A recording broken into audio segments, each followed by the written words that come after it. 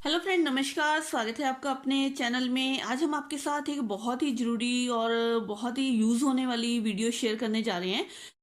आज मैं आपके साथ शेयर करने जा रही हूँ लाइनिंग वाला लूज प्लाजो। तो यहाँ पे बहुत लोगों को अब बनाने हैं, जैसे गर्मी आ रही है तो ये लूज प्लाजो ही अब ट्रेंड में रहेगा। तो इसे हमने बनाना है, जैसे कि ये मेरे पास कपड़ा है, ये जो मेन फैब्रिक है ये मेरे पास, इसका मैंने प्लाजो बनाना है। तो ये मेरे पास अभी 2.5 मीटर है। तो यहाँ से आप 2.25 से 2.5 मीटर के बीच में loose palazzo according your length बना सकते हो। तो यहाँ पे ये मेरे पास जो कपड़ा है वो 2.5 मीटर है और मैंने इसे 35 इंच रेडी बनाना है। तो ये मेरे पास लाइनिंग का पीस है। लाइनिंग इसमें हम अटैच करेंगे, लेकिन इस तरीके से अटैच करेंगे कि लाइनिंग को हमने कपड़े के साथ अटैच नहीं करना है। लाइनिंग अलग जुड़ेगी और प्लाजो हमारा अलग बनेगा, जिससे कि हमारे प्लाजो में खिंचाव महसूस नहीं होगा। कई जैसे प्लाजो बनते हैं, उनकी जो लेग्स होती हैं ऊपर की तरफ खिंचती रहती हैं। वो इसीलिए खिंचती हैं कि वो लाइनिंग और कपड़ा इकट्ठा सिल दिया जाता है और वो उसमें खिंचाव आ जाता है। आज हम इसे बिल्कुल अलग अलग तरीके से बनाएंगे। तो ये लाइनिंग है, अभी इसे साइड में रखते हैं। यहाँ पे जो कपड़ा है उसे मैंने यहाँ पे डबल कर रखा है, मतलब पने में मैंने इसको इस तरह पलटी किया ऊपर की तरफ, ये डबल हो गया है। अब हमने इसे छोटी साइड को भी इस तरह डबल करना है। ठीक है, पहले हमने ऊपर की तरफ कर लिया, अब हम इसे छोटी तरफ को भी इस तरह फोल्ड कर लेते हैं। अब मैंने इसे छोटी साइड को भी फोल्ड कर लिया है। अब हम इसकी कटिंग और मेजरमेंट का तरीका आपको बताएंगे। जैसे कोई भी आपने प्लाजो की कटिंग करनी है, ऊपर से हम इसे फोल्ड करेंगे तो यहाँ पे 2.5 इंच ऊपर से हमने 2.5 इंच एक्स्ट्रा इसे छोड़ देना है।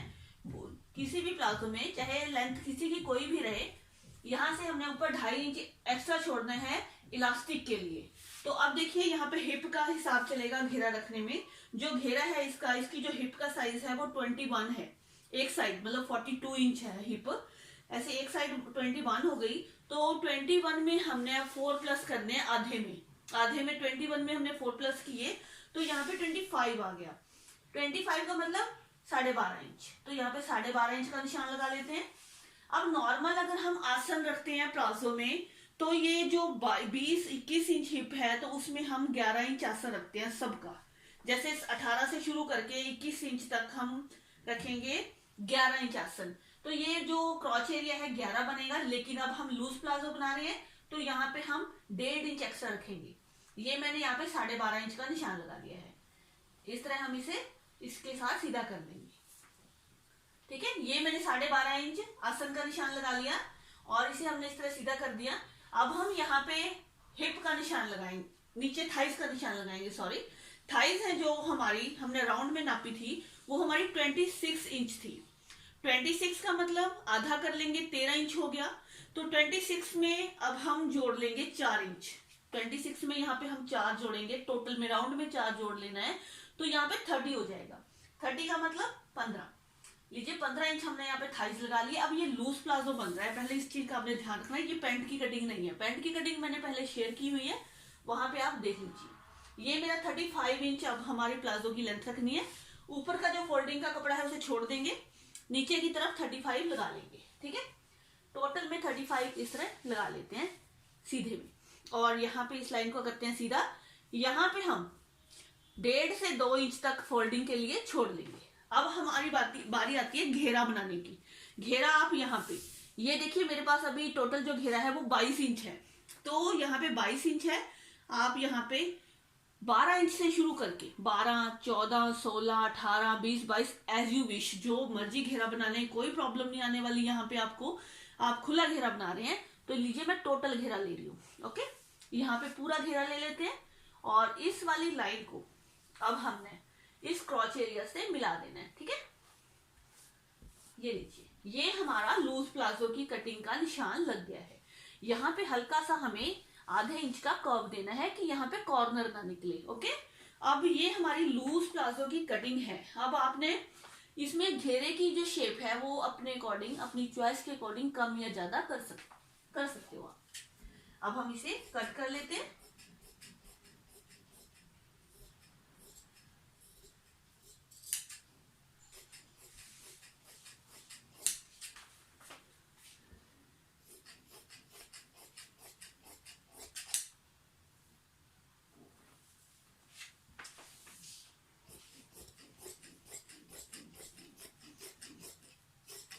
लीजिए, हमारे प्लाजो की कटिंग हो चुकी है, ये कपड़ा हमारा पूरा एक्स्ट्रा है।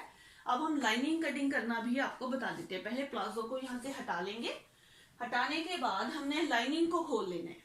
लाइनिंग को हमने उसी तरह 4 लेयर में रखना है जैसे हमने प्लाजो का कपड़ा पहले आपको रख के बताया था। पहले हम ऊपर की तरफ फोल्ड कर लेंगे, फिर हम इस तरह फोल्ड कर देंगे। खुली वाली साइड हम दूसरी तरफ रखते हैं और बंद वाली साइड अपनी तरफ रखते हैं। ठीक है, प्लाजो को अब हमने बिल्कुल इसके ऊपर बिछा लेना है। जिस तरह हमने कटिंग करी है सेम उसी तरीके से इसके ऊपर इस तरह रख लेंगे। आसन वगैरह सारे सेट करके मैं आपको एक बार दिखाती हूँ। अब देखिए, कपड़े को मैंने लाइनिंग के ऊपर अच्छी तरह बिछा लिया है, बिल्कुल सेट करके। अब हम क्या करते हैं कि इसको हम क्रॉच एरिया तक तो कट कर लेते हैं। ये देखिए, इस तरह हमने क्रॉच एरिया के बिल्कुल बराबर इसको कट कर लेना है, मतलब आसन के बराबर। क्रॉच एरिया किसी को ना समझ आए, मतलब आसन के बराबर इस तरह कट कर लेते हैं। यहाँ पे अब हम आ गए हैं। ओके, अब हम यहाँ पे आ गए हैं और लेंथ का भी हिसाब देख लेते हैं। लेंथ हमारी थोड़ी सी इसमें कम रखनी होती है हमने लाइनिंग की, क्योंकि लाइनिंग नीचे से दिखे ना, बस इस चीज का ध्यान आप रखें। लाइनिंग अपने कपड़े से हमेशा एक या 1.5 इंच आप कम कट करोगे। अब इस कपड़े को हटा देते हैं। ठीक है, अब हमने यहाँ पे इसको स्ट्रेट कट कर देना, जितना मर्जी घेरा हो आपके प्लाजो का, नो इशू।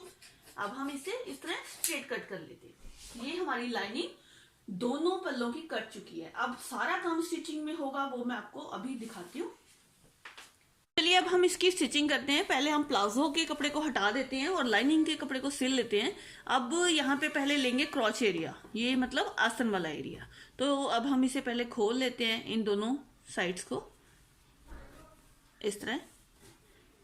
एक है इस तरह और दूसरी को भी इसके ऊपर बिल्कुल बराबर रख लेते हैं, क्योंकि जो लूज प्लाजो होता है उसके जो आगे और पीछे के पल्ले हैं वो दोनों बराबर कट किए जाते हैं। यहाँ पे कोई भी पल्ला छोटा और बड़ा नहीं काटना, आपने इस चीज का ध्यान रखना है। और क्वेश्चनिंग इस चीज की ना करें कि आसन और पल्ला कितना छोटा बड़ा कट करें। यहाँ पे कोई भी चीज छोटी बड़ी कट नहीं करनी है, दोनों चीजें, दोनों पल्ले बराबर कट करने हैं।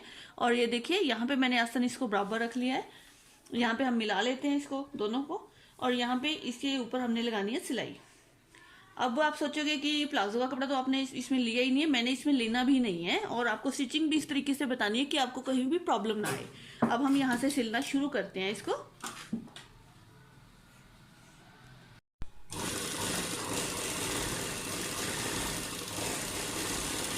अब सीधी सिलाई लेके आएंगे यहाँ तक, एंड से आधा इंच पहले रोक लेंगे।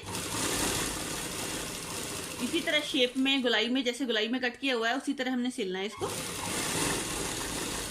अब देखिए, आधा इंच कम रह गया है सिलने को, आधा इंच अभी रह गया है कपड़ा, तो यहीं से हम सिलाई को ऊपर की तरफ दोबारा मोड़ लेते हैं। अब ये देखिए, यहाँ पे अगर आपने सिलाई सही लगाई है तो आपका आसन ऊपर कभी भी खींचेगा नहीं। इसी तरह सिलाई लगानी है। यहाँ पे आधा इंच आपने पहले छोड़ देना है। वो क्यों छोड़ना है वो आपको बाद में बताएंगे।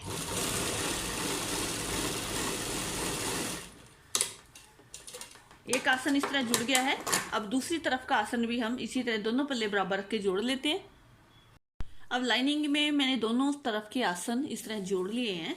जोड़ने के बाद अब हमने क्या करना है, जो इसकी लेग्स हैं उसको अब फोल्ड कर लेना है। एक लेग को इस तरह फोल्ड कर लेते हैं पहले, इस तरह, और आसन से यहाँ पे नीचे और ऊपर वाले आसन दोनों इस तरह आ जाएंगे। अब ये बीच वाली सिलाई आ जाएगी। यहाँ पे एक ये वाली टांग हो गई है, एक वो दूसरी वाली हो गई है। ठीक है, ये इस तरह आ जाएगा। अब हमने क्या करना है, अब जो खुले हुए आसन थे, ये देखिए दोनों आसन को इस तरह रखेंगे, और यहाँ पे जो इधर वाली लेग है, जो फर्स्ट लेग है ये वाली मेरी तरफ की, इसके ऊपर हम इस तरह सिलाई लगा देंगे।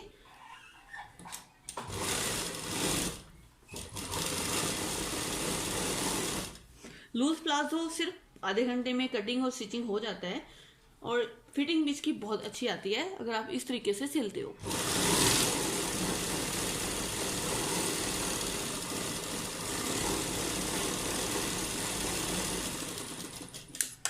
अब एक तरफ सिल गया है। अब हमने दूसरी तरफ भी इसी तरह इसको पकड़ के दोनों आसन मिलाकर इस तरह इसको सिल देना है।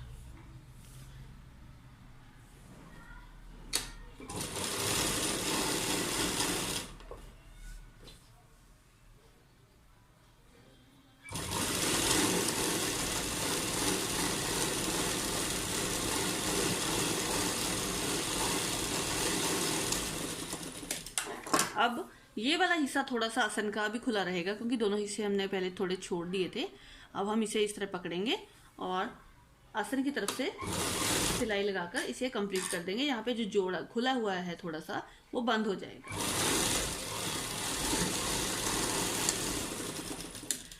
लीजिए, हमारा मतलब एक प्लाजो ही बनके तैयार हो गया है। कहने का मतलब है कि लाइनिंग अब रेडी हो गई है। लाइनिंग को हटा देते हैं। अब हम दोबारा इसी तरह सेम जैसे हमने अभी लाइनिंग के पल्ले को सिला है, सेम उसी तरह हमने ये जो हमारा मेन फैब्रिक है उसको भी हमने इसी तरह सिलना है। ठीक है, ये देख लीजिए, मैं आसन जोड़ रही हूँ। सेम उसी तरह पहले आसन जोड़ने हैं हमने, और आसन के साइड में हमने आधा इंच पहले कपड़ा छोड़ देना है सिलने से, उसी का ध्यान रखेंगे।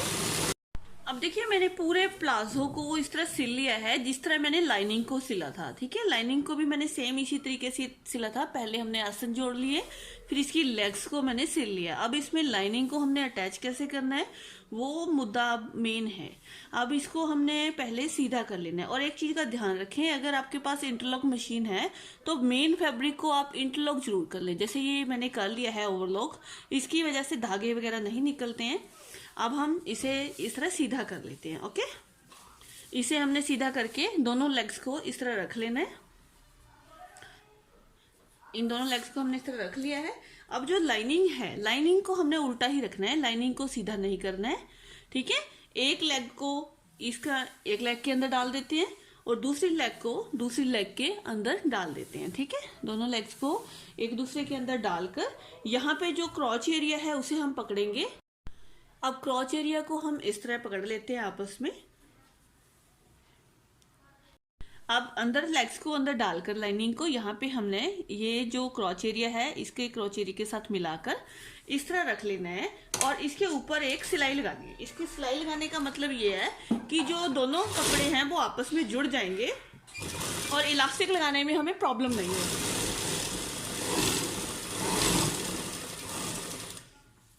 इस तरह पूरे घेरे में हमने सिलाई लगा लेनी है। लाइनिंग हमारे कपड़े के बिल्कुल बराबर है तो कम ज्यादा होने का तो मतलब ही नहीं है। अगर थोड़ा बहुत कम ज्यादा हो तो आप यहाँ पे एडजस्ट कर सकते हैं। पूरे में सिलाई लगाकर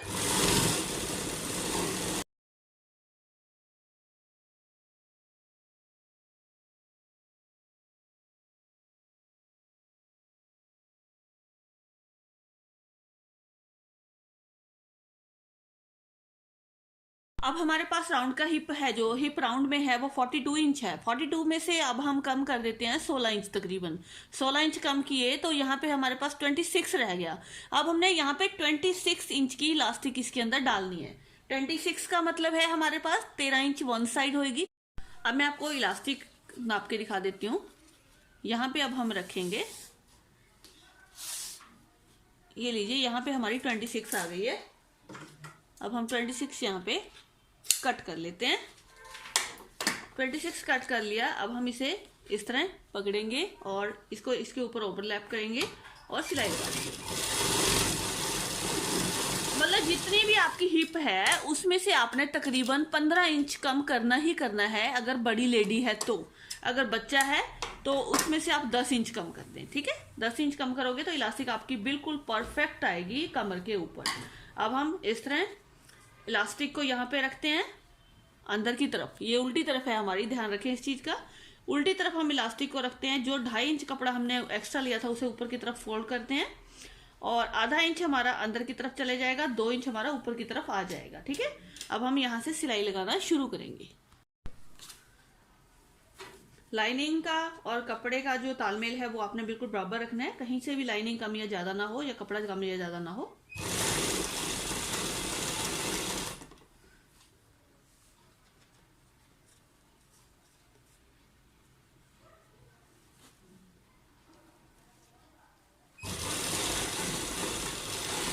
और अब जो सिलाई हम लगा रहे हैं वो इलास्टिक के ऊपर बिल्कुल भी नहीं लगाएंगे। इस चीज का ध्यान रखेंगे। जो सिलाई लगनी है वो कपड़े के ऊपर लगनी है। अगर आपने इलास्टिक के ऊपर लगा दी तो आपकी इलास्टिक खींचेगी नहीं बिल्कुल भी।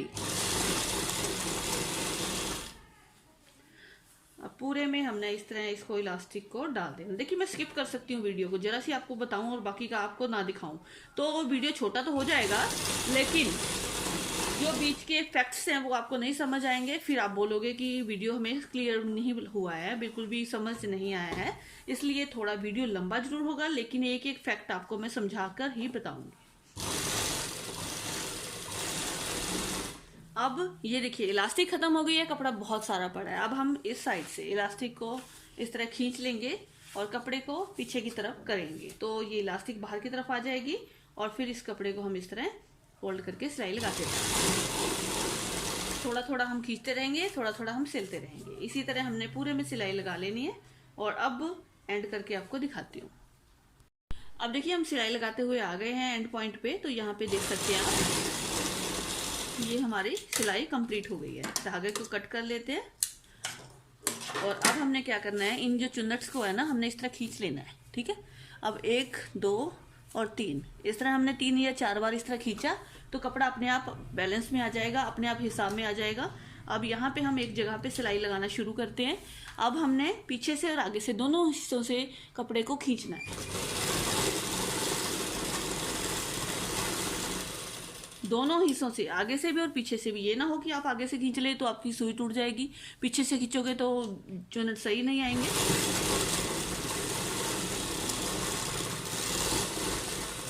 इस तरह खींच के हम सिलाई को कंप्लीट कर लेते हैं। अब आप देखिए इलास्टिक हमारी बिल्कुल इजीली डल चुकी है, बहुत फिनिशिंग है इसमें।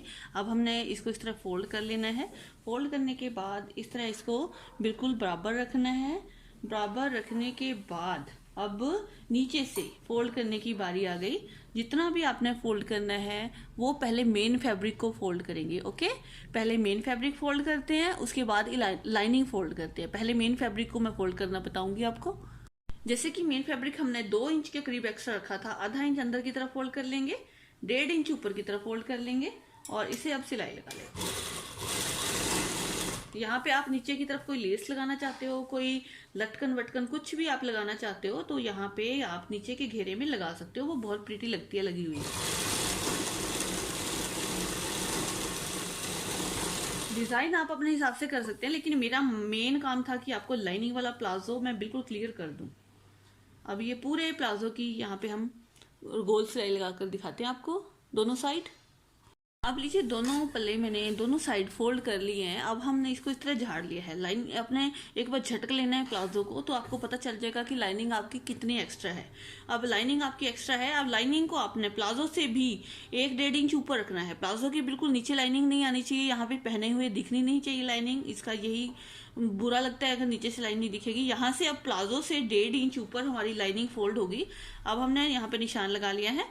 ये लाइनिंग हम इस तरह अंदर की तरफ फोल्ड कर देंगे। ठीक है, अब इसको मैं अंदर की तरफ फोल्ड करके कंप्लीट करके आपको दिखा देती हूँ कि कैसा प्लाजो बना है। बहुत ही परफेक्ट प्लाजो बनकर रेडी हुआ है।